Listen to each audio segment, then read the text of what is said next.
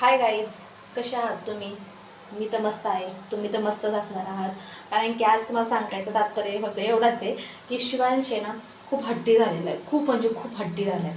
कारण की ना मी त्याला आता कालपासून म्हणजे काल शनिवार होता, त्यामुळे त्याची एक्झाम चालू झाली होती.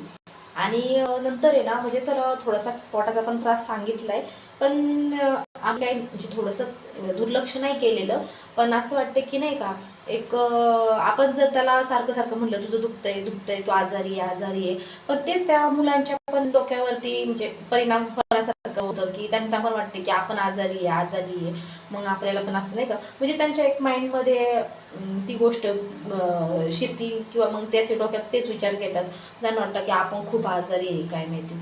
पण त्याच्यामुळे मला असं वाटतंय की ना म्हणजे आता एक्झाम आहे म्हणजे कालपासून म्हणजे शनिवार होता काल, तर कालपासून त्याचा एक्झाम वगैरे चालू झालेली आहे.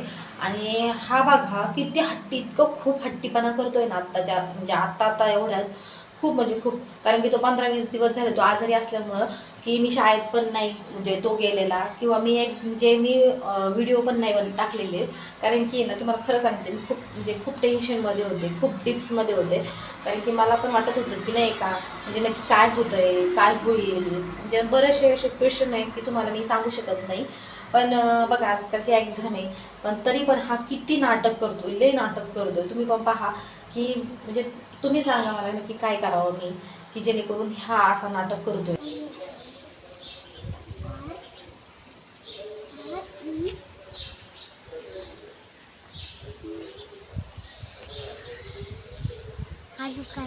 ना. अरे कशाचं लिहितोय तो स्पेलिंग? अरे रेडचं. मग काय येईल सांग, काय येईल पटकन सांग. रेडचं स्पेलिंग काय येईल? आरी काय येईल? डी. हा मग डी लिही ना. एवढा कन्फ्यूज झाल्यावर कसं व्हायचं रे?